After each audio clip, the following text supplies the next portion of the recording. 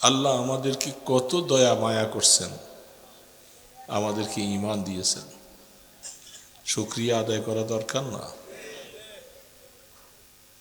বেশি বেশি শুকর আদায় করা দরকার ঈমানের উপরে। হাদিস শরীফের মধ্যে আসছেন, যারা ঈমানের উপরে বেশি বেশি শুকর আদায় করে আল্লাহ তাদের ঈমান বাড়িয়ে দেন। যেটা আল্লাহ পাক একবার বাড়াইয়ে দেন, আল্লাহ পাক সেটাকে ছিনেই নেন না। এই জন্য আমরা শুকর আদায় করলে যখন আল্লাহ ঈমান বাড়াইয়ে দিবেন, আল্লাহ আমাদের থেকে এটা কেড়ে নিবে না। এই জন্য ঈমানের উপরে শুকর আদায় করা বেশি বেশি দরকার। সবচেয়ে বড় দৌলত তো ঈমান। বাবা, ঈমানটুকু আমাদের আছে, এখন আমরা বিশ্বাস করতেছি, বাকি আল্লাহ পাকের কাছে কতটুকু মকবুল হয়েছেন এটা তো কারো জানা নাই। আমাদের ঈমান আল্লাহ কবুল করলেন কিনা এটা জানা আছে কারো? এতটুকু কথা হাদিসের মধ্যে পাওয়া যায়। আল্লাহ রাব্বুল আলামিন যদি কাহাকেও নেক আমল করার তৌফিক দান করেন, নামাজের তৌফিক দেন, জিকিরের তৌফিক দেন, তেলাওয়াতের তৌফিক দেন, রোজা রাখার তৌফিক দেন, বোঝা যায় যে আল্লাহ নিশ্চয়ই তাকে ভালোবাসেন। তৌফিক খুদাবন্দি বাহানা মি জুইয়াত, বাহানা মি জুইয়াত। আল্লাহ পাক, এই জন্য আল্লাহর কাছে সবসময় তৌফিক চাইতে হবে। না চাইলে আল্লাহ পাক দেন না,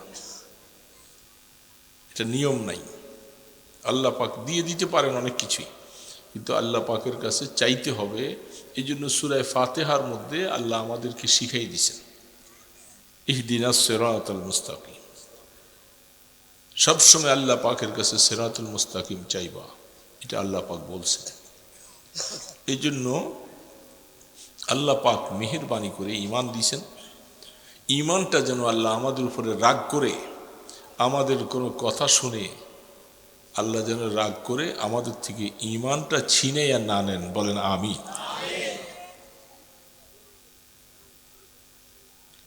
এই কথাটাও আল্লাহ পাক কোরআনে বলছেন, তোমরা আল্লাহর কাছে এই কথা বলবা যেন আল্লাহ যেন কখনো ঈমান ছিনিয়ে না নেয়। রব্বানা লা তুযিগ কুলুবানা বা'দা ইয হাদাইতানা ওয়া হাব লানা মিন লাদুনকা রাহমাহ ইন্নাকা আনতাল ওয়াহ্হাব। কোরআন শরীফের আয়াত না বাবা? মুনাজাত। কোরআন শরীফের মধ্যে মুনাজাতের অভাব নেই, অনেকগুলি মুনাজাত, প্রায় 30-40টা জায়গার মধ্যে আল্লাহ পাক রব্বানা রব্বানা দিয়ে সারা কোরআনের মধ্যে লিখছেন। বান্দা আল্লাহর সাথে কিভাবে চাইবে এটার নিয়মটা, সিস্টেমটা আল্লাহ বানাই দিয়েছেন রব্বানা দিয়া। সারা কোরআন শরীফে আছে না রব্বানা?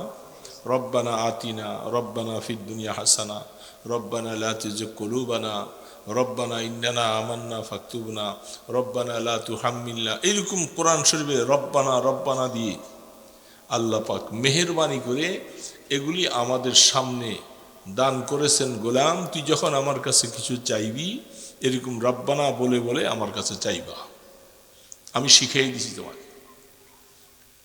সেইগুলোর মধ্যে একটা মুনাজাত, রব্বানা লা তুযিগ কুলুবানা বা'দা ইয হাদাইতানা। আল্লাহ বলতেছেন, আল্লাহ তুমি আমাকে হেদায়েত দিছো। হেদায়েত কে দিছে বাবা? আল্লাহ দিছে। তুমি আমাকে হেদায়েত দেওয়ার পরে আমার কোনো আচরণে, কোনো কাজে তুমি নারাজ হইয়া আমাকে হেদায়েত থেকে সরাই দিও না। জাইগে কলব মানে হলো তার দেলটা বেকা করে দেওয়া, হেদায়েত থেকে তাকে মাহরুম করে দেওয়া। এটা আল্লাহ পাক শিখিয়ে দিছে, তোমরা আমার কাছে এইভাবে দোয়া করবা। এই জন্য মুনাজাত করবার সময় এই দোয়াটা যাদের মুখস্থ আছে বেশি বেশি করে বলবো। আছে কারো মুখস্থ? যদি মুখস্থ নাও থাকে, বাংলা শব্দটা তো বুঝছেন যে আল্লাহ আমার দিলটা তুমি হেদায়েত দিয়েছ, কোনো সময় দিলটা হেদায়েত থেকে বাঁকা করে দিও না। হেদায়েত থেকে আমাকে সরাই দিও না, এই কথাটা বলতে পারবো না? রব্বানা লা তুযিগ কুলুবানা বা'দা ইয হাদাইতানা ওয়া হাব লানা মিন লাদুনকা রাহমাহ। কি আজীব দোয়া শিখাইছেন আল্লাহ। ওয়া হাব লানা মিন লাদুনকা রাহমাহ। হেবা, আমাদের দেশে হেবা, জমিন হেবা করে নাতিপুতিদেরকে। কাউকে সম্পত্তি কিছু দিতে হইলে বাবা অনেক সময় কি করে, তাদের নামে একটা হেবা দলিল করে। বুঝেন নাই? আরে বাবা বুঝে না কেন, কচুয়ার মানুষ, রেজিস্ট্রি অফিস তো আপনাদেরই। হেবা দলিল করে না? হেবা দলিলের মধ্যে কি করে, একটা জায়নামাজ অথবা একদিন কোরআন শরীফের বিনিময়ে হেবা করে দেয়। এরকম দেখেন নাই আপনারা নাকি? বিনিময় কিছু নেই, একটা জায়নামাজের বিনিময়ে নাতিকে এই সম্পত্তিটা দাদা হেবা করে দিছে। একটা মসজিদে মাদ্রাসায় এতটুক জায়গা সে হেবা করে দিছে, কারণ দলিল করতে গেলে অনেক টাকা খরচ হয়। এই জন্য হেবা দলিলে খরচ কম। কি খরচ কম না? আপনারা যদি না বুঝেন তাহলে তো আমি এটা বুঝাইতে পারবো না। হেবা দলিলে খরচ কম, এই জন্য কিছু সামান্য কিছুর বিনিময়ে একটা হেবা দলিল করে। বিনিময় নাই, এমনি। আল্লাহ পাক কোরআন শরীফের মধ্যে এই শব্দটা ব্যবহার করেছেন, ওয়া হাব লানা মিন লাদুনকা রাহমাহ। আল্লাহ আপনি আপনার পক্ষ থেকে আমাদেরকে রহমত হেবা করেন। তার মানে কি, আমাদের কাছে দিবার মতো কিছু নাই। আল্লাহ আপনি আমাদেরকে মুফত হেবার মতো, যেরকম দলিল হয় কোনো বিনিময় ছাড়া, আপনি মেহেরবানি করে আমাদেরকে এরকম বিনিময় ছাড়া হেবা করেন। দেখছেন, এটা দুনিয়ার কোনো মানুষ বানায় নাই, আয়াতটা তো আল্লাহ বানাই পাঠাইছে। তার মানে গোলাম, আমার কাছে তোরা এইভাবে চা, ওয়া হাব লানা মিন লাদুনকা রাহমাহ ইন্নাকা আনতাল ওয়াহ্হাব। আর আপনি তো সবসময় মুফত আপনার বান্দাকে অকাতরে সবসময় এইভাবে দান করেন, এটা আপনার বৈশিষ্ট্য, আপনার গুণ। আমাদেরকে এইভাবে দান করেন। ইমান দিয়েছেন আল্লাহ, ইমানটা আমাদের থেকে নিয়ে নেন। কিরে বাবা, ইমান নিয়ে গেলে আল্লাহ রসুল বলছেন, হাদিসের মধ্যে আসছে, শেষ জামানায় এরকম হালাত হবে, সকালে ইমানদার বিকালে কাফের, বিকালবেলা ইমানদার সকালবেলা কাফের।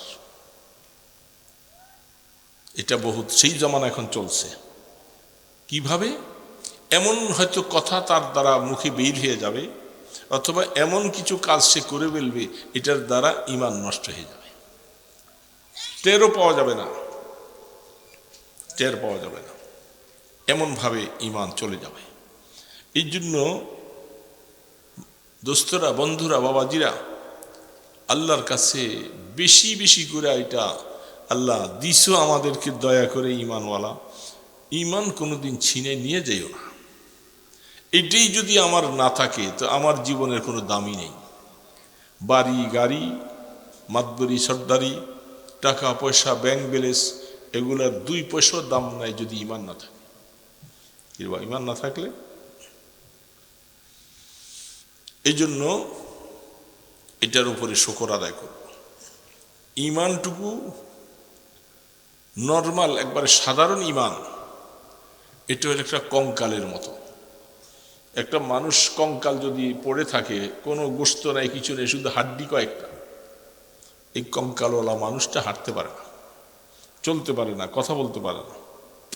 শুধু ইমান, মিটমিট করে শুধু ইমানটা আছে, এর সাথে কোনো নামাজ নাই, রোজা নাই, ইবাদত নাই, তসবিহ নাই, আল্লাহ পাকের হুকুম আহকাম নাই, তাইলে এই ইমানটা যেন কঙ্কালের মতো, এটার পাওয়ার নাই, খুব দুর্বল পাওয়ার।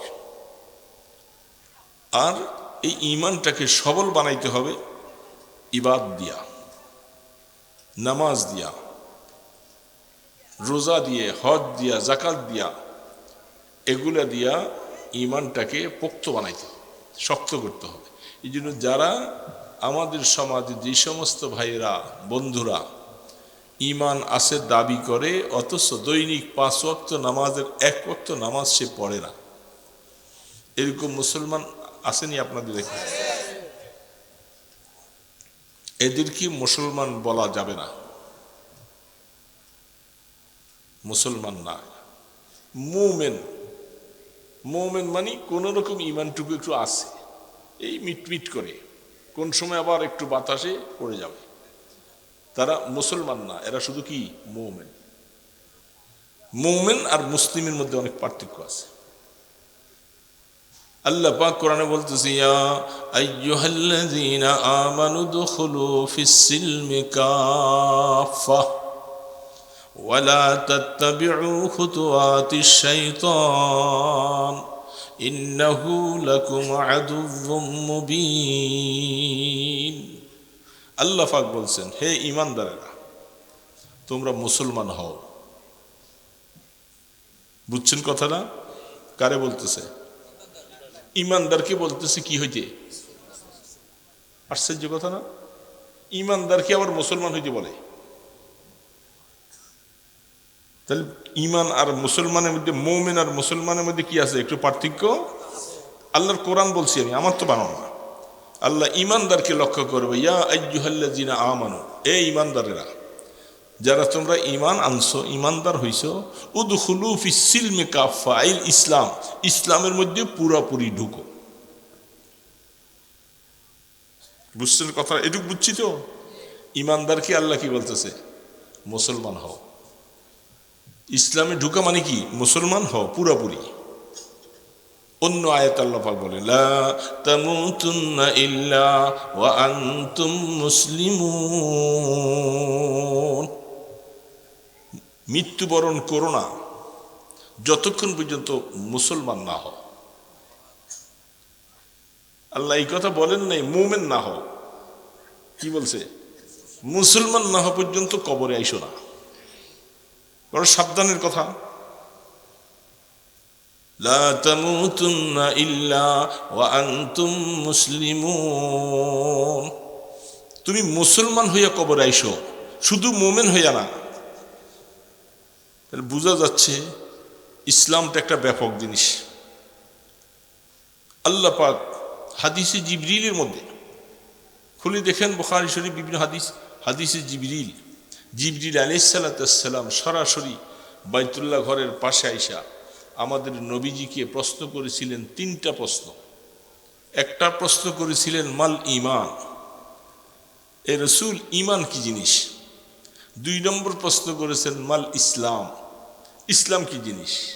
3 নম্বর প্রশ্ন হইল মাল ইহসান, ইহসান কি জিনিস। এইখানের মধ্যে জিবরিল আলাইহিস সালাম 2টা শব্দ আনছেন, ঈমান ভিন্নভাবে, ইসলাম ভিন্নভাবে। বুঝছেন তো কথাটা? তাহলে বোঝা যায় ঈমান আর ইসলামের মধ্যে কি আছে? পার্থক্য। ঈমান হলো দিলের মধ্যে আমি আল্লাহকে বিশ্বাস করি, আখিরাত বিশ্বাস করি। এটা একজন মানুষ যদি বলল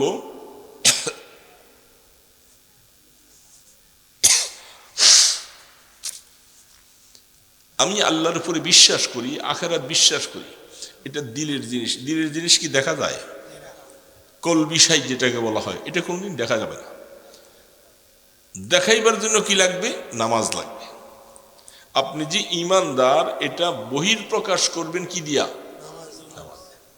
রোজা দিয়া, হজ দিয়া, যাকাত দিয়া, এগুলা দিয়া আপনি ঈমান, যে আপনি ঈমানদার, এটা দেখাইতে হবে। এই জন্যই বলা হচ্ছে যে তোমার ঈমান যে কলবে আছে, এটা আমরা বুঝবো কি করে? হরে কৃষ্ণ, সেও নামাজ পড়ে না, সেও 2 হাতওয়ালা, 2 পাওয়ালা, 2 চক্ষুওয়ালা, চেহারায় শুরুতে একই রকম দেখা যায়। আর আব্দুর রহিম, সেও নামাজ পড়ে না, দেখতে 2 হাত 2 পাওয়ালা। আপনি দুইজনের মধ্যে পার্থক্য কিভাবে করবেন? এ মোমেন আর সে যে মোমেন না, কেমনে পার্থক্য করবেন? আল্লাহ রাসূল বলছেন সেইটা পার্থক্য করার জিনিস হলো তারকুস সালাহ। ঈমানদার নামাজ ছাড়ে না, মুমিন যারা সেরা নামাজ ছাড়ে না, আর কাফেররা নামাজ পড়ে না। তাহলে আমি যে দিলে দিলে আল্লাহকে বিশ্বাস করলাম, আখিরাত বিশ্বাস করলাম, এটা দেখাইব কি দিয়া বাবা? নামাজ, এই নামাজটা হলো ইসলাম, রোজাটা হলো ইসলাম, হজ হলো ইসলাম, যাকাত ইসলাম। এই জন্য ইসলামের ভিত্তিগুলি এগুলি যার কাছে নাই, যেহেতু হজ সবার উপরে ফরজ না, যাকাতও সবার উপরে ফরজ না, রোজা আর নামাজ এই দুইটা সবার উপরে, সমস্ত বালেগ পুরুষ মহিলা সবার উপরে যাকাতও ফরজ, আপনার রোজাও ফরজ, নামাজও ফরজ। এখন যে মুসলমান বলে আমি তো আসলে ঈমান আনছি, আল্লাহকে আমি বিশ্বাস করি, কিন্তু আমি নামাজ পড়ি না, আমি রোজাও রাখি না, বোঝা যাবে না যে তুমি মুসলমান কিনা। এই জন্যই আল্লাহ পাক বলছে উদখুলু ফিস সিলমি কাফা, তুমি পুরোপুরি ইসলামে ঢুকো। পুরোপুরি ঢুকতে এই জন্য বলছে। আল্লাহু আকবার। তার তাফসীরি ব্যাখ্যা লেখে, মাছ পানির মধ্যে যদি এইভাবে কেউ ঢুকায়, অর্ধেক অংশ পানিতে আর অর্ধেক অংশ উপরে, এই মাছটা কি শান্তি আছে? মাছটা শান্তি অনুভব করবে কখন? যদি পুরোপুরি তাকে পানিতে ডুবাইয়ে দেওয়া যায়। পানিতে পুরোপুরি না ডুবান পর্যন্ত মাছ শান্তি হবে না। ঠিক তদ্রূপভাবে একজন আল্লাহ পাক বলছে তুমি ঈমানদার, তুমি যদি আল্লাহ পাকের কাছ থেকে পুরস্কার পাইতে চাও, তুমি ইসলামে পুরোপুরি ঢুকো, ইসলামে পুরোপুরি ঢুকো। যাকাত ফরজ হলে তুমি যাকাত দিবা, হজ তোমার উপরে যদি ফরজ হয় হজ করবা।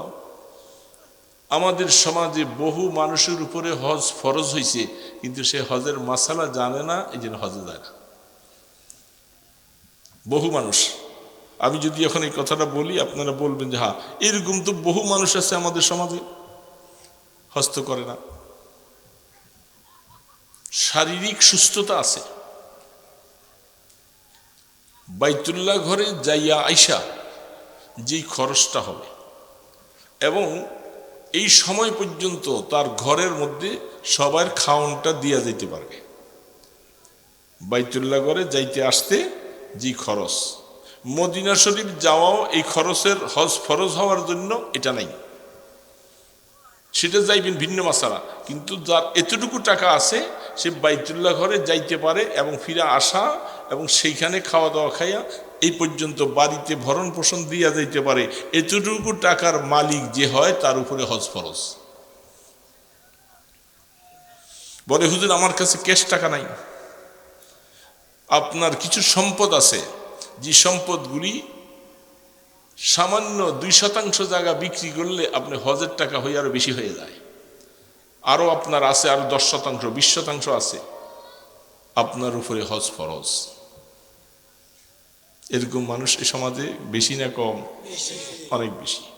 শারীরিক সুস্থতা আছে আমাদের সমাজের মধ্যে। আমরা মনে করি মেয়েটা বিবাহ দেই নাই, ছেলেটা বিবাহ করাই নাই, এগুলি সব শেষ করার পরে আমি হজে যাব। মেয়ে বিবাহের সাথে ছেলের বিবাহের সাথে হজের কোনো সম্পর্ক নাই। শারীরিক আপনার আগে হজের টাকা আরো কম ছিল, এখন টাকা বেড়ে গেছে। ওই সময় আপনার টাকা ছিল জান নাই, এখন তো আমি বলতেছি এত টাকা ব্যবস্থা করতে পারি না। শরীয়ত বলবে আপনি হজ না করার গুনাহ নিয়ে কবরে যাওয়া লাগবে, কারণ ওই সময় আপনার হজ ফরজ ছিল, আপনি কেন করলেন না, কেন দেরি করলেন? এখন আপনার টাকা শেষ হয়ে গেছে, বয়স হয়ে গেছে, যাইতে পারতেছেন না, শরীয়ত বলে ক্ষমা নাই। মাতা ইয়াহুদিয়্যা ওয়া নাসরানিয়্যা, রাহমাতে দু আলম বলে উম্মত হজ ফরজ হয়েছে, হজ করলা না, তোমার মৃত্যুটা ইহুদি হয়ে আমারও অথবা নাসারা হয়ে আমারও, আমি নবীজির কোনো জিম্মাদারি নাই। নাউজুবিল্লাহ। কঠিন মাসালা। এরকম বহু মানুষ হজ ফরজ হয়েছে। শরীয়তের মাসালার মধ্যে বলছে ভুল করছো, আগে যাও নাই, এখন বয়স হয়ে গেছে, এখন তুমি তোমার ওসিয়ত করে যাইতে হবে যে আমার সম্পদ থেকে কাউকে বদলি হলেও আমার পক্ষ থেকে হজটা করবা। শরীয়ত বলতেছে যদি কাউকে বদলিও যদি করাইয়া দিতে পারো তাহলে হয়তো আল্লাহর আযাব থেকে একটু বাঁচতে পারো, নতুবা কিয়ামতের ময়দানে হজ না করার গুনাহ নিয়ে তোমাকে উঠতে হবে। তাহলে বলেন হজওয়ালা বহু মানুষ আছে। আল্লাহু আকবার। এই জন্য আল্লাহ রাব্বুল আলামিন তিনি কোরআনে বলছেন, উদখুলু ফিস-সিলমি কাফা, তুমি নামাজের মধ্যে, রোজার মধ্যে, হজের মধ্যে, যাকাতের মধ্যে, শরীয়তের হুকুম আহকামাত যেগুলি আছে এগুলোর মধ্যে পুরোপুরি ঢুকো। তোমার জবান দিয়া মিথ্যা আসবে না, তোমার কামাইয়ের মধ্যে হারাম আসবে না, তুমি কারো শিকায়েত গীবত করবা না, অন্যায়ভাবে কারো সম্পদ লুণ্ঠন করে নিবা না, কারো উপরে জুলুম করবা না। এইভাবে করে তুমি বেপরদা নারীদেরকে নিয়ে বেশি আনন্দ উল্লাস করবা না। এইভাবে শরীয়তের যা নির্দেশ আছে সবগুলাকে পুরাপুরি যদি পালন করতে পারো তাহলে তুমি মুসলিম, তাহলে তুমি মুসলিম। তার আগ পর্যন্ত এগুলি না হইলে তুমি মুমিন, মুমিন মুসলিম না। আর আল্লাহ বলছে যে মুসলমান না হইয়া কবরে আইসো। ইব্রাহিম আলা নবীনা আলাইহিস সালাতু ওয়াস সালামকে আল্লাহ পাক বৃদ্ধ বয়সে একটা সন্তান দিছেন না, বুড়া কালে আল্লাহর কাছে চাইয়ে নিয়েছিলেন।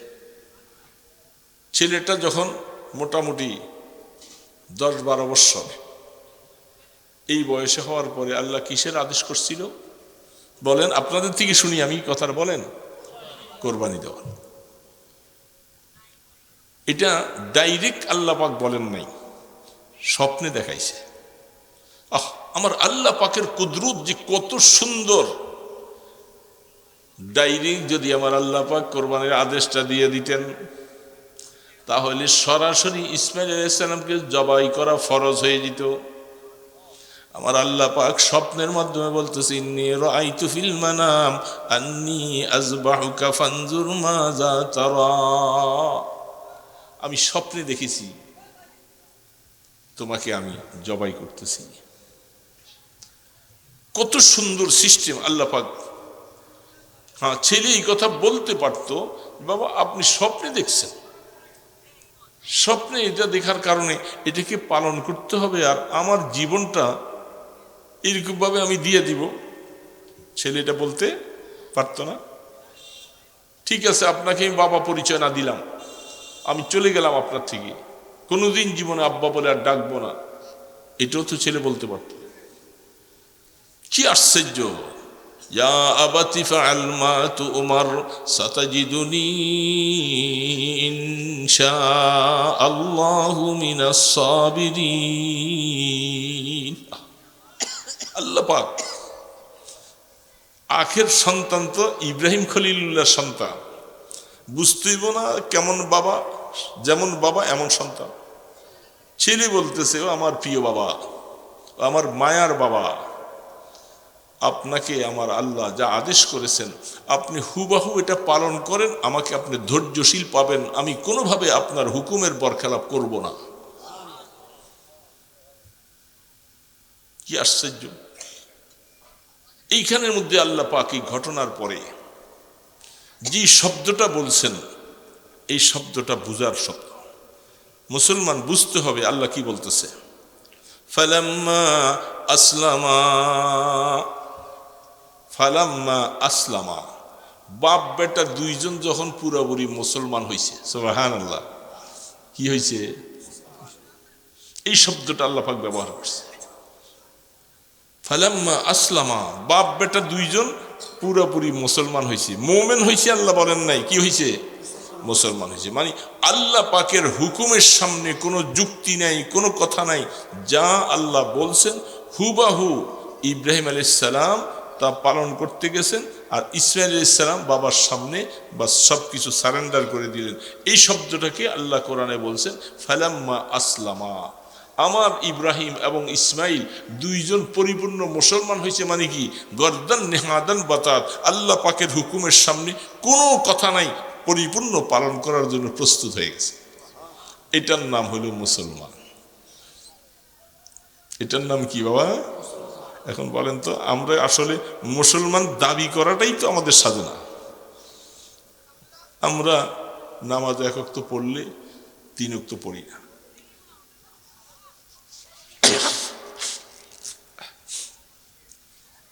বলেন এরকম মানুষের সংখ্যা বেশি না কম? ঠান্ডা লাগছে বেশি। আবার বাজারে দোকানদারের অভাব নাই, কাস্টমারের অভাব নাই, নামাজের সময় মসজিদে মুসল্লির অভাব কি? এত বড় মসজিদ কচুয়া বাজারে, সব মানুষ যদি নামাজের সময় মসজিদে চলে আসতো, মসজিদ না তিনটে জায়গা হইতো না। এখন বলবেন যে হুজুর এরা ফাঁকে ফাঁকে এসে নামাজ পড়ে, কমপক্ষে জামাতে আসতে পারলেন না, কিন্তু আপনি যদি নামাজটাও যদি পড়ে না নেন, তাহলে এই শুধু ব্যবসার মধ্যে থাকলেন, আসর চলে গেল, মাগরিব চলে গেল, এসা বাড়িতে যা পড়বেন এটারও কোনো শিওর নেই। তাহলে আপনি ফজরের নামাজ যে আবার পড়বেন তারও হিসাব নেই। এই ধরনের সংখ্যার মানুষ মুসলমান মোমেন দাবিদার অনেক না বেশি?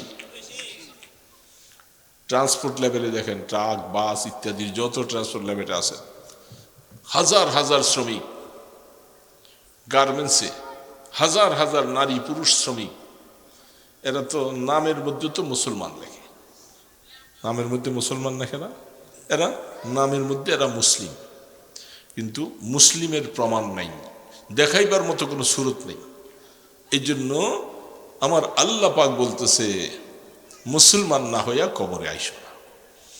তার মানে তোমার জীবনের নামাজ হতে হবে, রোজা হতে হবে, তেলাওয়াত হতে হবে, যেগুলি ফরজ ওয়াজিব তোমার জীবনে এগুলি ছাড়তে পারবা না। নফল কাজ কেউ বেশি পারি বা না পারি এটা দেখার বিষয় না, এটা যে করতে পারবো ভালো বাবা, জিকির আপনি করতে পারলে করলেন, না করতে পারলে, কিন্তু আপনাকে ফরজের ব্যাপারে তো কোনো ছাড় নেই। গতকাল এক মাহফিলে গেছিলাম, কোথায় জানো, ওই কুমিল্লার ক্যান্টনমেন্টে। একজন লোক আইসা বলতেছে হুজুর আপনার ইউটিউবে আপনার একটা বক্তৃতা শুনছি আমি, আলোচনা, আমি কাজা নামাজের ব্যাপারে বলছি, বলে আমি ওইটা শোনার পরে থেকে হুজুর কাজা নামাজ শুরু করছি, আজ প্রায় 2-3 বছর ধরে আমার হিসাব করে জীবনের অতীতের কাজাগুলি শুরু করছি। শোনার পরে খুব খুশি লাগলো। আপনার জীবনের অতীতের নামাজ যেগুলি আপনি ছেড়ে দিয়েছেন, আপনি 30 বছরে এসে নামাজি হয়েছেন, 40 বছরের সময় এসে নামাজি হয়েছেন, তার আগ পর্যন্ত জীবনে বালেগের পর থেকে নামাজ পড়েন নাই। এরকম বহুত মুরব্বীরা আছে না নাই? জীবনের শুরু থেকে 15 বছরের পর থেকে নামাজ পড়েনি, 25 বছরে যাইয়া 30 বছরে যাইয়া এখন রেগুলার হয়েছে। তাইলে এই যে জীবনের এত বছরের নামাজগুলি ছেড়ে দিলাম, এটা ক্ষমার কি ব্যবস্থা? কাজা করা লাগবে না? না শুধু গেলে এমনি বললে আল্লাহ মাফ করে দেব? কাজা আদায় করতে হবে, এটা শরীয়তের মাসালা। আল্লাহ রসুলের 4 ওয়াক্ত নামাজ কাজা হয়েছিলেন খন্দকের যুদ্ধে। কয় ওয়াক্ত? 4 ওয়াক্ত নামাজ খন্দকের যুদ্ধে কাজা হয়েছে। কাফির মুশরিকের সাথে লড়াই করতে গিয়ে এইভাবে তাদের সাথে মোকাবেলা চলছে, একটা সেকেন্ড সময় পাই নাই যে কমপক্ষে সাওয়ারির পিঠে দাঁড়াইয়া ইশারায় পড়বো, এই সুযোগও দেয়নি তারা। আল্লাহ রসুল, সাহাবীরা বলছেন আল্লাহ পাক ওই কাফের মুশরিকদের কবরকে যেন আগুন দিয়ে ভরপুর করে দেয়, তারা আমার 4 ওয়াক্ত নামাজকে কাজা করে দিছে। 4 ওয়াক্ত নামাজ। এখন আল্লাহ রসুল বলতে পারতেন যে নামাজ যেগুলি কাজা হয়ে গেছে এগুলি বাস আল্লাহর কাছে মাপ চেয়ে নিব, কিন্তু হাদিস শরীফ খুলে দেখেন রসুল সাহাবায়ে কেরামদেরকে নিয়ে যুদ্ধের পরে এই 4 ওয়াক্ত নামাজ পুরোপুরিভাবে কাজা আদায় করছে। তাহলে বোঝা যায় নামাজ কাজা হয়ে গেলে শুধু এমনি ক্ষমা চাইলে এটা ক্ষমা হবে না, কি করতে হবে? কাজা আদায়। আদায়ের সিস্টেমটা আমরা আমাদের দেশে, এই যে এখন সবে মেরাজ আসতেছে, আপনাদের দেশে তো আসতেছে নাকি? সবে মেরাজের প্রায় 15 দিন পরেই সবে কদর হয়, সবে বরাত হয়, তার 15 দিন পরেই রমজান চলে আসে। সবে মেরাজে কি করেন আপনাদের দেশে? এইখানে একটু বলেন না আমাকে। আমি আইসেই যখন ঢুকতেছি তখন আমার আগের হুজুর কি নাম জানি, মুফতি ইব্রাহিম সাহেব, উনি সবে মেরাজের আয়াত পড়ছেন, কিছু কথা বলতেছিলেন। সবে মেরাজে আপনারা কি করেন আমার একটু জানতে মনে চায় আর কি, তার দিয়ে একটা কথা বলবো। হ্যাঁ, সবে মেরাজে মেরাজও হয় না সবে সবে বরাতে? সবে বরাতে না হালুয়া রুটি হয়? হ্যাঁ, সবে মেরাজও কি হয়? হুজুর বলেন না কেন হায় হায়? মিষ্টি হয়, মসজিদে দেয় নাকি? কোথায় দেয়? মসজিদে। রোজা রাখে? হ্যাঁ, বলে না কা? আরে বাবা, না বললে তো আমি মাসালা কেমনে বলবো?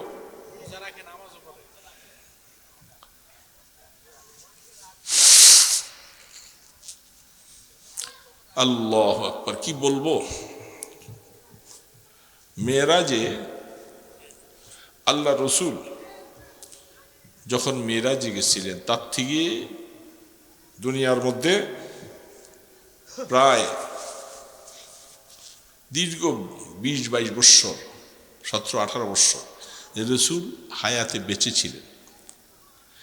একটা হাদিস, সহি হাদিস, যেগুলাকে সহি হাদিস বলা হয়, বানানো হাদিস নয়, জালি হাদিস নয়, জাল হাদিস নয়, সহি হাদিসে কোনো প্রমাণ নাই যে রসুল মেরাজে কোনো ইবাদত করছেন। বুঝে নিবেন, আমি বলে তো যাচ্ছি, বুঝে না আসলে এটাকে তাহকিক করবেন, প্রয়োজন বোধে আমাকে ফোন দিয়ে জানাবেন। উজানি মাদ্রাসা কাছে, কচুয়া মাদ্রাসা কাছে, আবু আলিফ সাহেবকে জিজ্ঞাসা করবেন, মাহবুব সাহেবকে জিজ্ঞাসা করবেন। জিজ্ঞেস না করে আপনারা যে আমল করতেছেন, আপনারা তো করশের মানুষ, প্রায় করশের কাছাকাছি তো নাকি? করশের অংশে এটা। উজানি মাদ্রাসার পিসা বুজুর্গ খুব মহব্বতের কোলের মানুষ আপনারা, করিষ্যা করে ডাক দিত, তাই না? আমি উজানিতে বছর আসছে, এত কষ্ট হয়েছে আমার যাইতে, গাড়ি নিয়ে উঠতে পারি না, ভিড় ঝামেলা।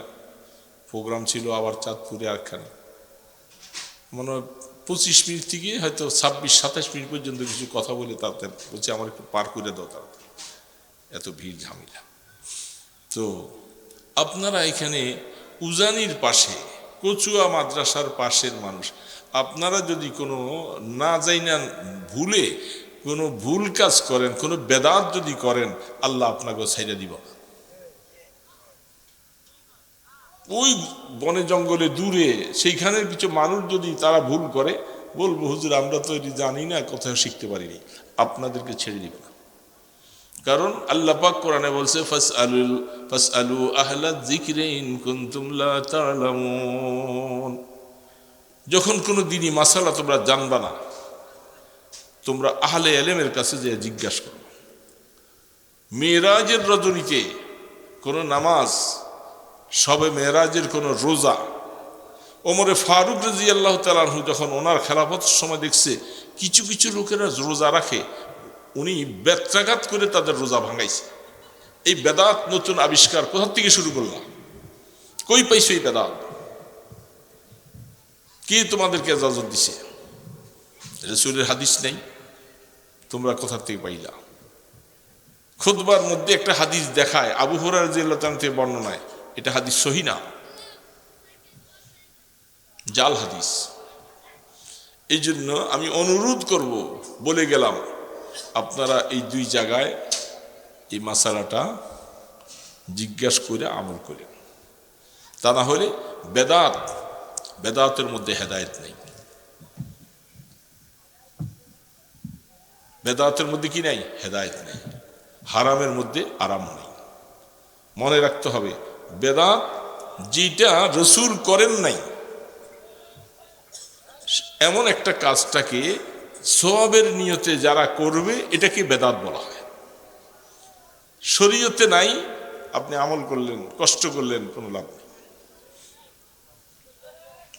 এই জন্য শবে বরাতে আপনারা বলেন হালুয়া রুটি, আরো কত কিছু। হালুয়া রুটিটা এখন উঠেই গেছে অনেকটা। শবে বরাতের মধ্যে আগে হায় হায় রাত ভরে হালুয়া রুটি পাকায়, দিন ভরে রোজা রাখে, নামাজ পড়ে না। অনেক মহিলারা নামাজ পড়ে না, সারাদিন কাল হালুয়া রুটি বানাইতেছে, রোজা রাখছে। এই জন্য আল্লাহর ওয়াস্তে আমল করব তো সুন্নত মোতাবেক, শরীয়তের অনুমোদিত পথে আমল করব। শরীয়তে অনুমোদন নাই, আপনি আবেগে কোনো কাজ করলে সেটার মধ্যে বিন্দুমাত্র সওয়াব নাই, গুনাহ হবে। যাই হোক, মাঝখান দিয়ে একটা কথা বললাম জুমলায় মুতারেদা। আপনি বলবেন হুজুর অসুবিধা কি, রাখলে অসুবিধা কি? অসুবিধা কি? তাহলে ফজরের নামাজ 4 রাকাত পড়লে অসুবিধাটা কি? কি অসুবিধা? কি রে বাবা, ফজর নামাজ আমি বেশি করে আর 2 রাকাতের পরিবর্তে 4 রাকাত পড়বো, অসুবিধা আছে? হ্যাঁ, পড়া যাবে। মাগরিব 3 রাকাত একটা বেমিল কেন পড়বো? এটা হয়তো 2 রাকাত করবো, নতুবা 4 রাকাত বানাবো, পারা যাবে। আল্লাহ রসুল কঠিন বলছেন, কিয়ামতের ময়দানে রহমতে দো আলমের সামনে হাউজে কাউসারের জন্য যাওয়ার নিয়ত আছে? বুঝে না, কে যাওয়ার নিয়ত নাই? হাউজে কাউসার লাগবে না? সেখানে পানি কে দিবে? আর কেউ আছে? ভিন্ন কোথাও নাই।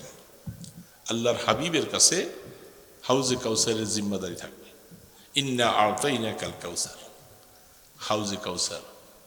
সেই হাউজে কাউসারের পানি পান করতে উম্মতেরা যখন যাবে, জিবরিল আলাইহিস সালাম থাকবে, তখন বলবে, ইয়া রাসূলুল্লাহ, এরা আপনার উম্মত না। রাসূল বলবেন, কেন? এটা তো আমার উম্মত, আসতে দাও। তিনি বলবেন, আপনি দুনিয়া থেকে চলে আসছেন, এরা আপনার দিনটাকে মন গড়া মতো বানাইয়া নিজেরা মন গড়া মতো দিন পালন করছে, আপনার তরিকা সুন্নতকে তারা আমল করে নাই। এই কথা যখন জিবরিল বলবে, বলার সাথে সাথে আল্লাহ রসুল বলবেন, সহকান সহকান লিমান গাইয়ারা বাদি, তোমরা আমার এখান থেকে দূর হয়ে যাও, দূর হয়ে যাও। আমার পরে যারা আমার দিনটাকে তোমরা মন গড়া মতো আমল করছো, তোমাদের আমার সাথে কোনো সম্পর্ক নাই। এই কথাটা রসুল বলার সাথে সাথে একটা পর্দা পড়ে যাবে, রসুলকে আর দেখা যাবে না। বেদাত, বেদাত, বেদাতের মধ্যে হেদায়েত নেই। আবু বকর সিদ্দিক রাদিয়াল্লাহু তাআলা আনহু একটা হাদিস বয়ান করেন, শয়তান সে বলতেছিল, আমি বনি আদমকে তাকে অনেক সময় চেষ্টা করেছি নেক আমল থেকে ফিরে রাখার জন্য, ফিরেই রাখতে চাই, দেখি যে নারা ফিরে থাকে না। তখন আমি তাদের মধ্যে বেদাত আবিষ্কার করাইছি, যে তোরা এটাকে সওয়াব মনে করে কর, সময় তোদের নষ্ট হয়ে যাবে, রেজাল্ট তোরা আল্লাহর কাছে কিছু পাবি না। এই জন্য বেদাতগুলি আবিষ্কার করেছে। দোস্ত, বেদাতের মধ্যে কোনো হিদায়াত নেই, মনে রাখবেন। এই জন্য এই কাজটুকু আপনারা একটু জিজ্ঞাসা করতে পারবেন তো কচুয়াতে, উজানিতে, জামাতের নারায়ণগঞ্জের দিয়ে একটু হুজুর এই কথাটা বলছেন, হুজুর কতটুকু সহি বলবেন। সরাসরি আমার কাছে দলিল আছে, মেরাজের সম্পর্কে রোজার কোনো সবুত নেই এবং ওই রাত্রে কোনো ইবাদত নেই। মেরাজ মনে করে এই রাত্রি ইবাদত করা বেদাত হবে। আপনি প্রত্যেক দিন রাত্রি তাহাজ্জুদ পড়েন, অসুবিধা নেই, সেদিন রাত্রেও আপনি তাহাজ্জুদ পড়বেন, অসুবিধা নেই। কিন্তু সবে মেরাজকে কেন্দ্র করে সেই রাত্রে অতিরিক্ত কোনো আমল নেই। ফরজ নামাজ পড়ে না, সেদিন এসে মাশাআল্লাহ মসজিদে বসে থাকে, কি আশ্চর্য কারবার। আমাদের শহরও আছে এরকম, যে সমস্ত বেদাতিগুলি মসজিদগুলি আছে, আজানের আগে সালাতু সালাম পড়ে, আজানের পরে দোয়া পড়ে মাইক দিয়ে লম্বা লম্বা করা কিছু বেদাতি মসজিদ আছে। তারা সারা রাত মসজিদ খুলে রাখে, কিছু কিছু ছেলে পেলেরা আইসা রাত ভরে এরা নামাজ পড়ে, অথচ ফরজ নামাজ পড়ে নেই সারাদিন এক ওয়াক্ত। এই জন্য আল্লাহর রাস্তে বলবো, মাসালটা বলে গেলাম, আমল করার চেষ্টা করব। তো আমি যে আয়াতটা পড়েছি এর উপরে অসুবিধা হইতেছে না? আল্লাহ তাবারক ওয়া তাআলা সূরা আল ইমরানের আয়াতটার সামনে আরেকটা আয়াত আছে, এরপর আরেকটা আয়াত আছে। এই মজমুনের উপরে কথাগুলি আল্লাহ পাক কি জামে মানে কথা বলছেন, এগুলি তেলাওয়াত করলে আকল হয়রান হয়ে যায়। আমার আল্লাহ কিভাবে বলতেছেন, ওয়াসারিউ ইলা মাগফিরাতিম মির রাব্বিকুম ওয়া জান্নাতিন আরদুহা কাআরদিস সামাওয়াতি ওয়াল আরদ উইদ্দাত লিল মুত্তাকিন। আল্লাহ পাক বলছেন, এ আমার বান্দা বান্দি, সারিউ ইলা মাগফিরাতিন, আল্লাহ পাকের ক্ষমার দিকে তোমরা দৌড়াও। যে কাজ করলে আল্লাহ তোমাকে ক্ষমা করে দিবে, তাহলে বোঝা যাচ্ছে বান্দা নাফরমানি করুক, গুনাহ করুক, যা কিছু করুক, এটাকে আল্লাহ ক্ষমার কি দিছে, একটা আশ্বাসের বাণী দিছে। ওয়াসারিউ ইলা মাগফিরাতিম মির রাব্বিকুম।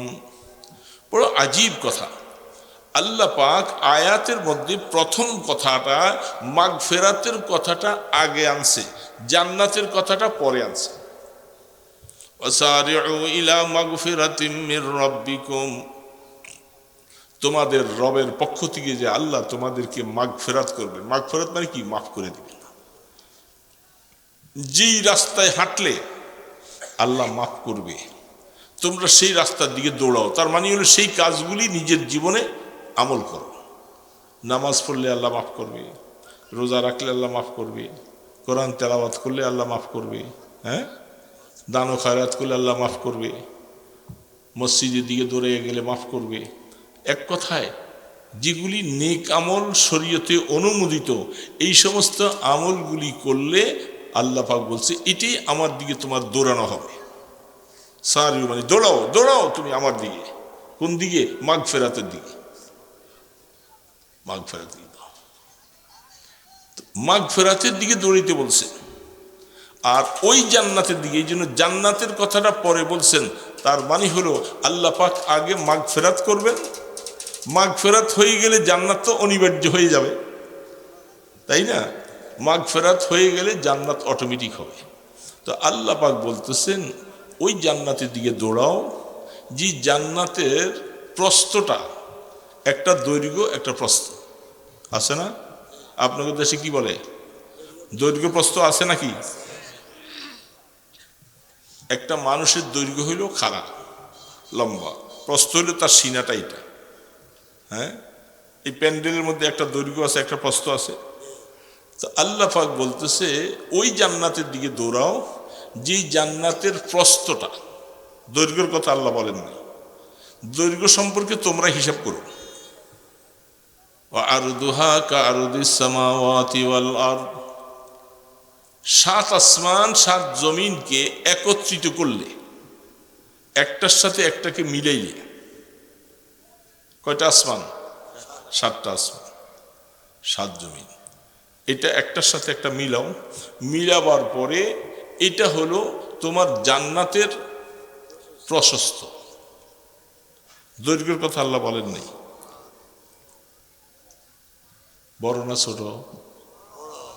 কত বড়? হিসাব আছে? আল্লাহ পাক বলতেছে আমার আল্লাহর কথা কি কোনো সত্য না মিথ্যা? কোনো সন্দেহ? ফামা জান্নুকা বিল্লাযী বিত্তাউল, হাদিসের মধ্যে বলতেছেন লম্বাটা, দৈর্ঘ্যটা কত হইব এটা তোমরা হিসাব করো। যেই জান্নাতের প্রশস্তটা এত বড়, প্রস্থটা এত বড়, এটা দৈর্ঘ্য কত বেশি এটা তোমরা বলো।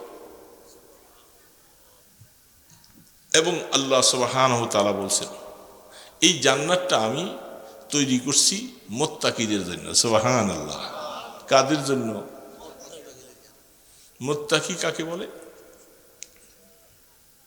সারা কোরআনের মধ্যে ইত্তাকুল্লাহ ইত্তাকুল্লাহ ইত্তাকুল্লাহ, আল্লাহকে ভয় করো, আল্লাহকে ভয় করো, আল্লাহ পাককে ভয় করো, গুনাহ থেকে বাঁচো, গুনাহ থেকে বাঁচো।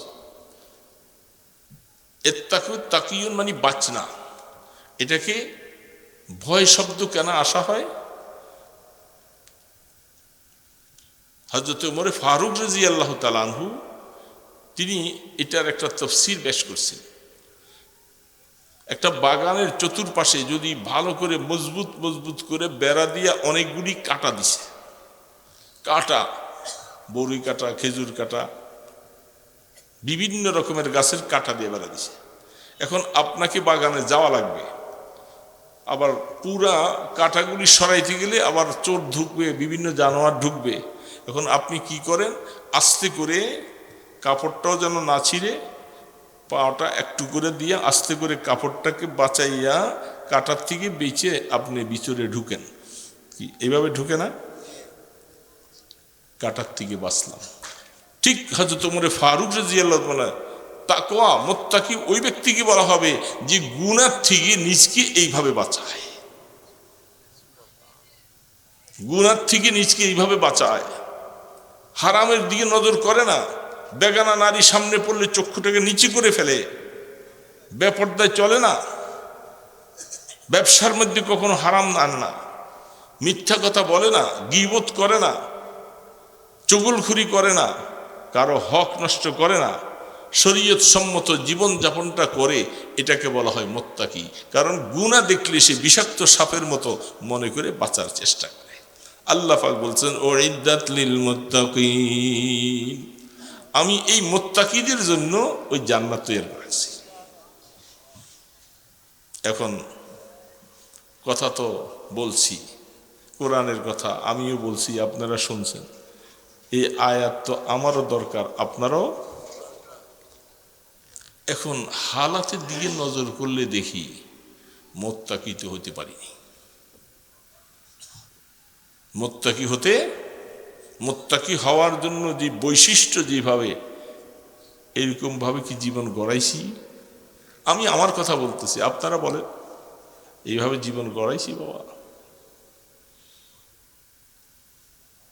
দেখেন আল্লাহ পাক সামনের আয়াতে বলতেছেন ওয়াল কাযিমিনাল গায়যা ওয়াল আফিনা আনিন নাস ওয়াল্লাহু ইউহিব্বুল মুহসিনিন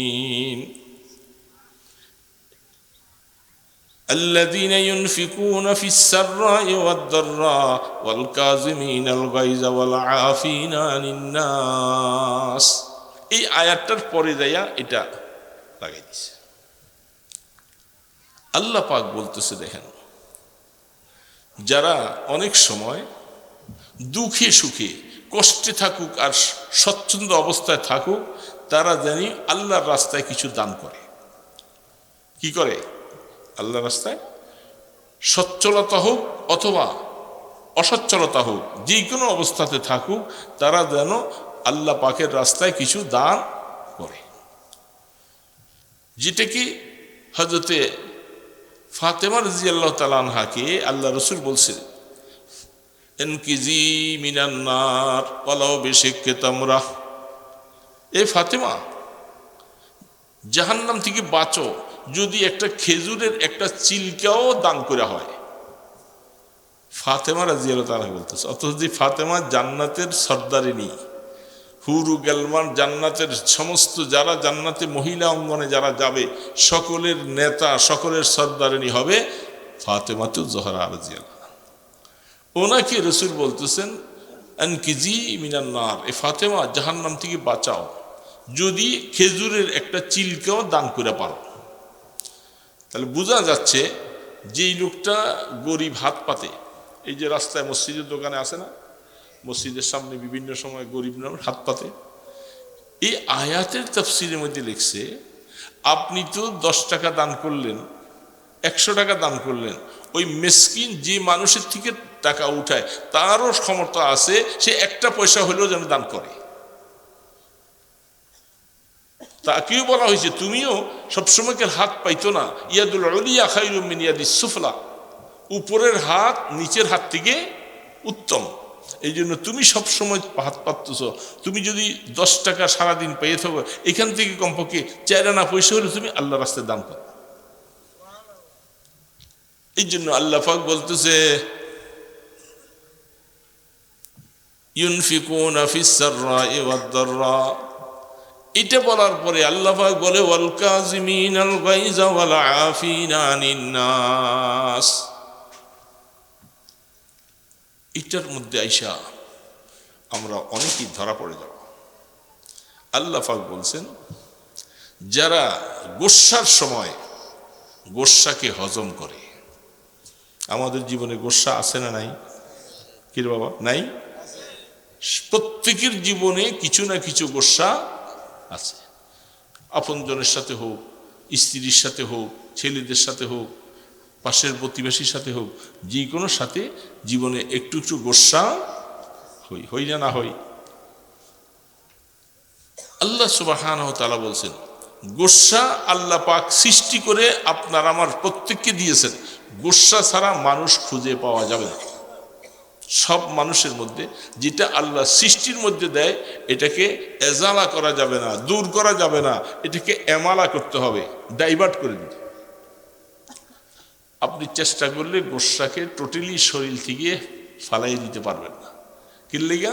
এটা আল্লাহ সৃষ্টির সময় আমাদের ভিতরে দিয়েছেন, কারণ এটা সময় মতো আবার কাজও লাগবে।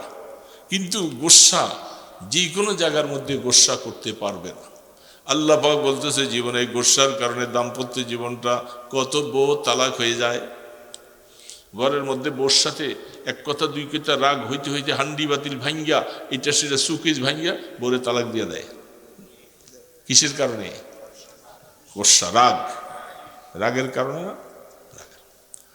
এই জন্য হাদিসের মধ্যে বিভিন্ন কথা আসছে, যখনই তোমার মধ্যে রাগ আসে, রাগটা শয়তানের পক্ষ থেকে আসে। রাগ কিসের থেকে আসে?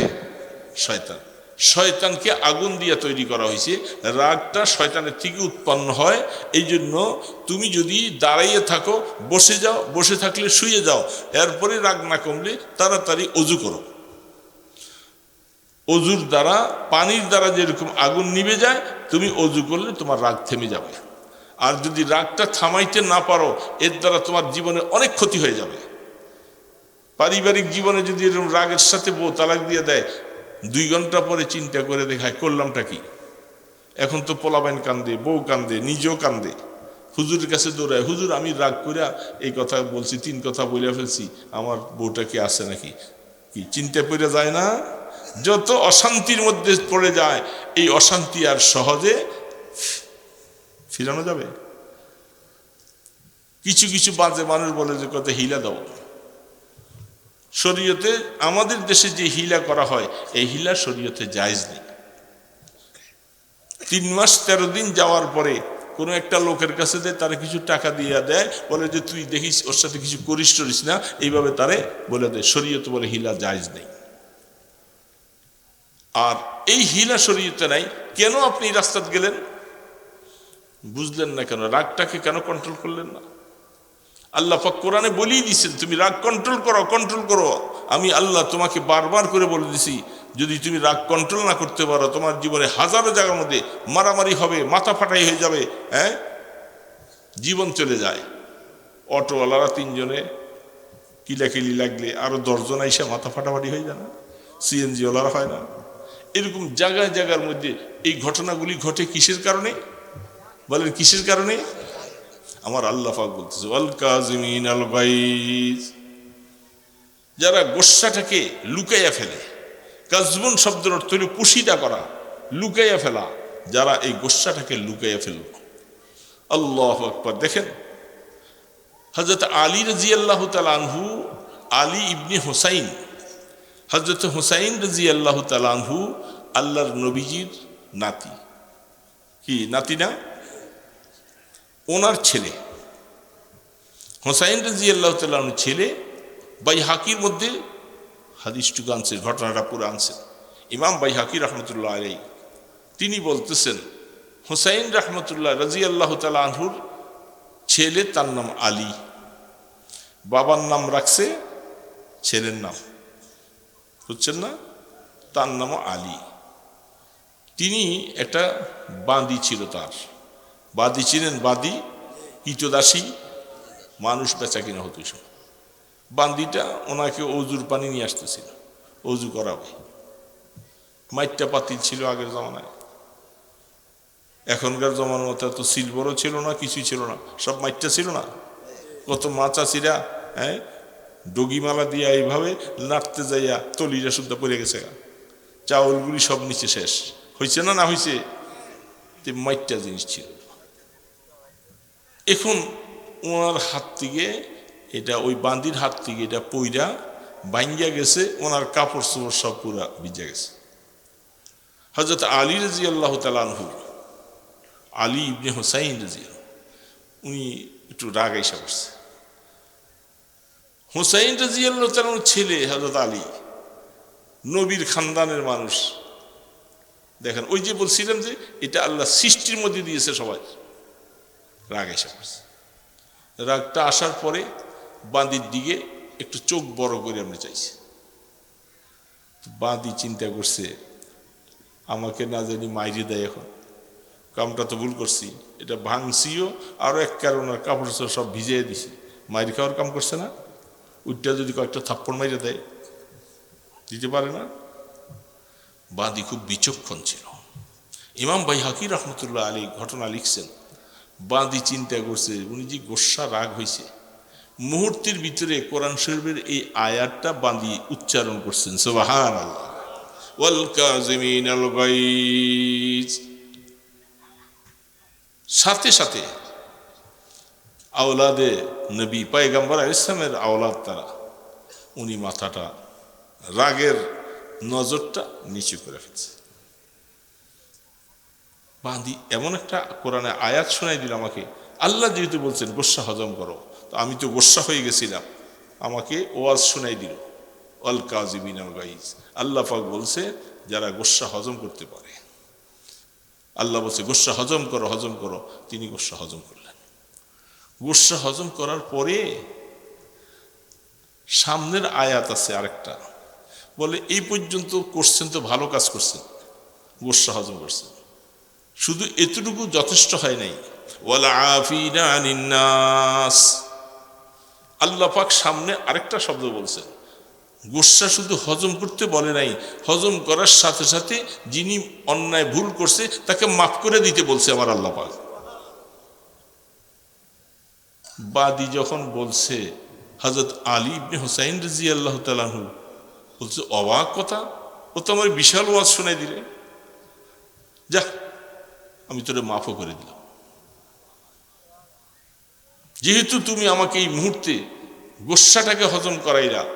তারপরে সামনের আয়াতে আল্লাহ পাক বলছেন শুধু গোস্বা হজম করলে চলবে না, মাফ করে দিতে আল্লাহ বলছেন, তুমি মাফও করে দিলাম, মাফ করে দিছে। দুইটা কাজ করছে না? 3 নম্বরে আল্লাহ পাক আরেকটা শব্দ বলছে, ওয়াল্লাহু ইউহিব্বুল মুহসিনিন, সুবহানাল্লাহি। বাদী বলতেছে আপনি গোস্বা হজম করছেন, আমাকে মাফ করে দিছেন, আল্লাহ পাক আপনাদের শানে একটা পুরস্কারের কথা দিছে, এটাও আমি শুনাই দিলাম। যারা এরকম ভালো কাজ করে, নেক কাজ করে, গোস্বা হজম করে মাফ করে দেয়, যার উপরে গোস্বা হয়েছিলাম তাকে ক্ষমা করে দেয়, আল্লাহ বলছেন আমি তাদেরকে খুব ভালোবাসি। আল্লাহ পাকের ভালোবাসা পাইছিলাম। হযরত আলী ইবনে হুসাইন রাদিয়াল্লাহু বলতেছে, তুমি আমাকে পরিপূর্ণ একটা আয়াতের মাধ্যমে ওয়াজ শোনাই দিলা, যাও আমি আল্লাহর রাস্তে তোমাকে আজাদ করে দিলাম।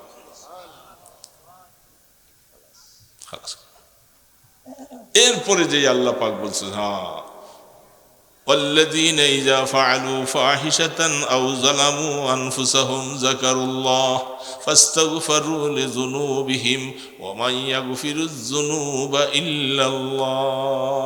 এই আয়াতের পরে আল্লাহ রপ্তের সাথে, এই যে চলতেছি অবস্থা, চলতে যাইয়া আমি আমার কথা বলি, আপনাদের কথা আপনারা বুঝেন। আল্লাহ বলতেছেন, আমার বান্দা বান্দিরা শুন, তোরা তো যেই দুনিয়ার মধ্যে গেছস সেখানে নিশ্চয়ই তোদের অনেক গুনাহ হয়ে গেছে, অনেক গুনাহ হয়ে গেছে, অনেক গুনাহ করে ফেলছি।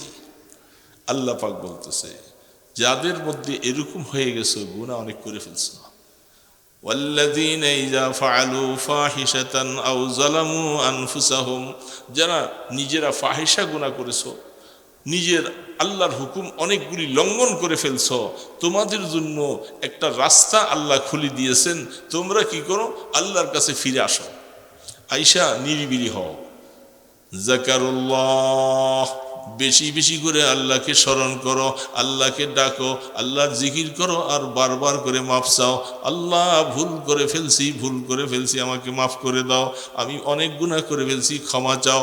যখন বারবার করে তুমি আল্লাহর কাছে ক্ষমা চাইবা, ওয়া ইয়াগফিরুয যুনুবা ইল্লাল্লাহ, আর তুমি এই কথা ভালো করে ইয়াকিন করে জানো যে গুনাহ মাফ করার ক্ষমতা পৃথিবীতে কারো নাই, শুধু ইল্লাল্লাহ, একমাত্র আল্লাহ তোমারই আছে, আর কারো নেই। ওয়ালাম ইউসিররু আলা মা ফাআলু, এবং যারা অতীতে ভুল করেছো সামনে আল্লাহর সাথে অঙ্গীকার করো, আল্লাহ আমি আর জেনে বুঝে ইচ্ছা করে আর ভুল করব না।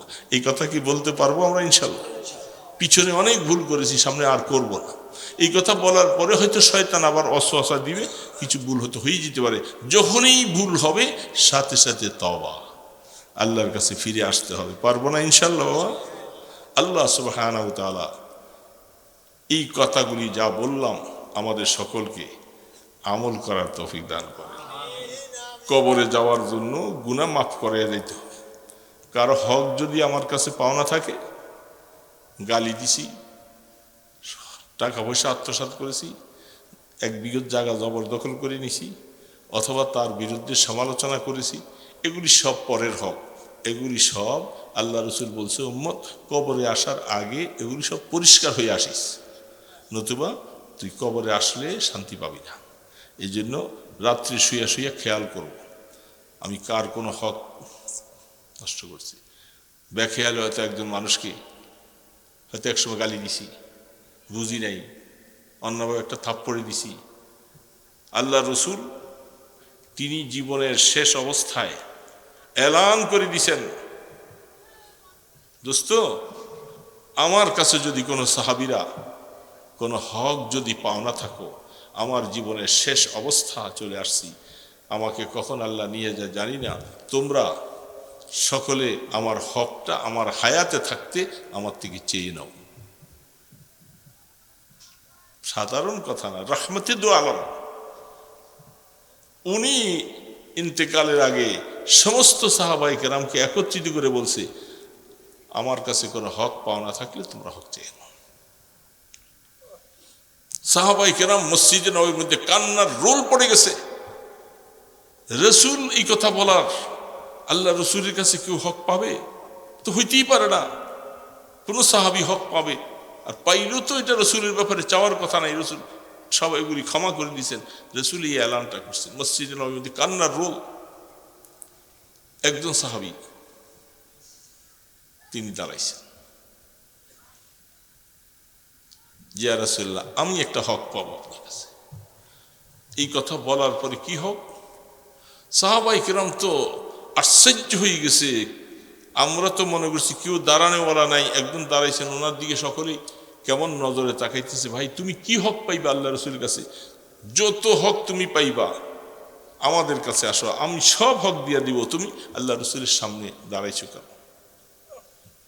সেই সাহাবি কাছে আসছেন, রসুল বলেন তাকে আসতে দাও। কাছে আসছে, আসার পরে আল্লাহ রসুল বলেন তোমার কি হক আমার কাছে বলো। সেই সাহাবি বলতেছেন যে ইয়া রাসূলুল্লাহ আমার একটা হক হলো, জিহাদের ময়দানে যখন গিয়েছিলাম শরীরের মধ্যে কাপড় ছিল না, আপনি কাতার যখন সোজা করেছিলেন তখন তীর দিয়া এইভাবে পিছনে লাগাইয়া এইভাবে করে কাতার, নামাজের কাতারের মতো জিহাদের কাতার সোজা করে, তখন ওই তীরের যে ডাটটা ছিল এটা আমার পিঠের মধ্যে একটু জোরে লাগছে, আমি ব্যথা পাইছি।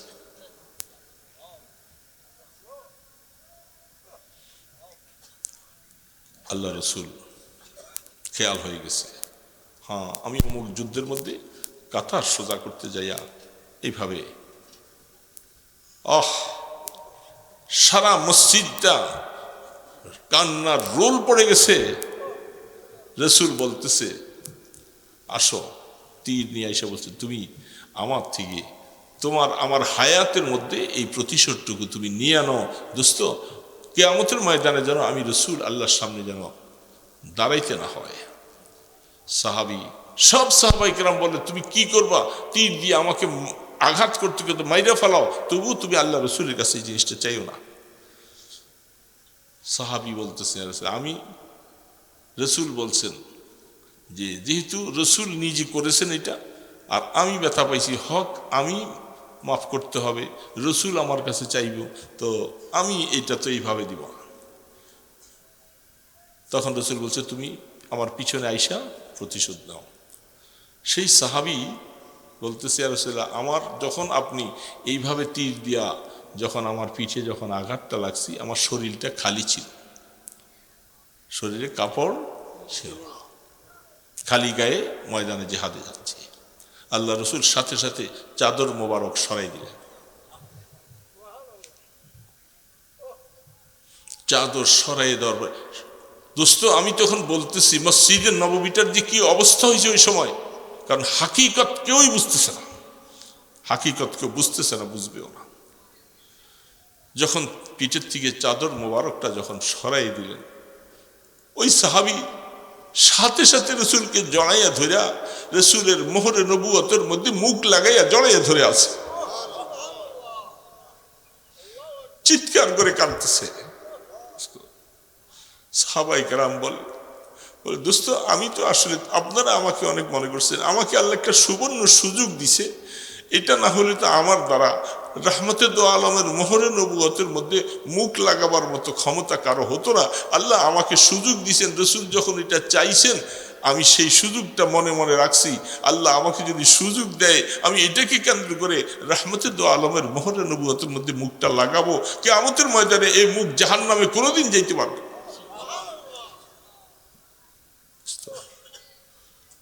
সেই সাহাবী সব সাহাবাই কেরাম বললেন, দোস্ত আমরা এতক্ষণ তোমাকে মনে মনে অনেক খারাপ মনে করতাম যে তুমি কেমন পাষাণ হৃদয়, রহমতে দো আলমের কাছে এইভাবে প্রতিশোধ চাই না। এখন দেখি আসলে তুমি অনেক বড় ভাগ্যবান, বড় চালাক মানুষ, আল্লাহ তোমাকে এটা সুযোগ করে দিয়েছেন। তো দোস্ত এই জন্য বলছি, বহু আল্লাহওয়ালাদের জীবনী যেরকম আছে, তারা শেষ দিন বলতেছেন, এই আমার ছাত্ররা, আমার ছেলে মেয়েরা, আমার বিবি বাচ্চারা যারা আছো, এলাকার লোকেরা সবার কাছে বলে, আমি তো অজানা সত্ত্বে যদি আমার কাছে কোনো হক আপনারা পাইয়া থাকেন, আল্লাহর রাস্তে বলেন। আমাদের দেশে অবস্থান হলো মরে যাওয়ার পরে ছেলে দাঁড়াইয়া বলে, আমার বাবার কাছে কোনো হক পাইলে আমার কাছে আসেন। এটা নিয়ম না দোস্ত, নিয়ম হলো হায়াতে বেঁচে থাকতেই আমি এলান করব যে আমার কাছে কেউ হক পাওনা থাকলে আপনারা আমার হকগুলি নিয়ে যান, এবং আমি পাওনা থাকলে দিয়ে যান, আমি পাওনা থাকলে মাফ করে দিব, আপনারা পাওনা থাকলে নিয়ে যান। এটা যিনি করছেন তিনি বলা উচিত, সেটা তো আমরা বলতে পারি না। এই জন্য দুনিয়াতে যাওয়ার আগে রাত্রে শুয়ে শুয়ে চিন্তা করব, আমি কোনোদিন অন্যায়ভাবে কারো গীবত করছি কিনা।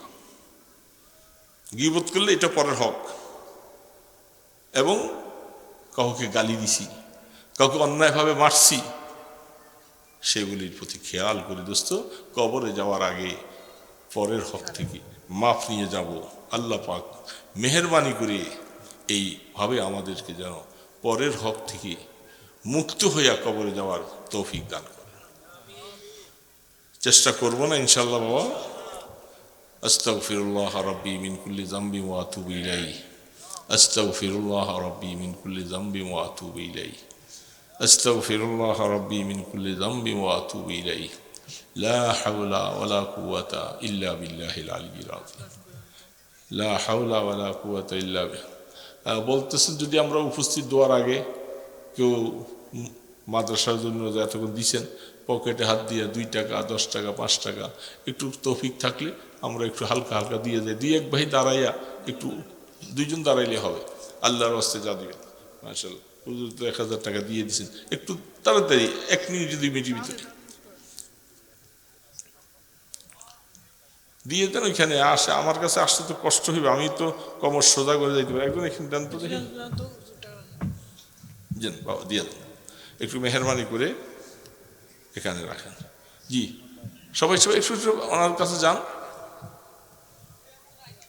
2 টাকা 10 টাকা 20 টাকা আল্লাহর দ্বীনের খেদমতের জন্য দিয়ে যান। এটা আপনার তৌফিক অনুযায়ী এটা অনেক বরকত হবে ইনশাআল্লাহ।